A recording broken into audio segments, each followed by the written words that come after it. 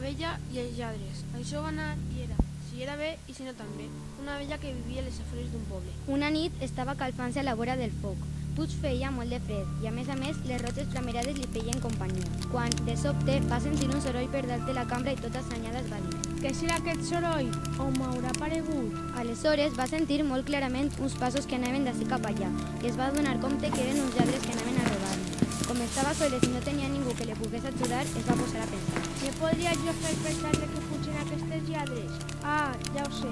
I sense pensar-ho més, se'n va anar a la porta de l'escala de la cambra i començà a cridar: Bernat, pulsa enterrat. Marieta, trau l'escopeteta. Martí, tira-li. Tu, Pere, pega-li darrere.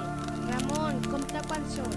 En sentir els crits de la vella, els lladres es van esglaiar molt, dient: Doncs no hi ha poca gent en aquesta casa.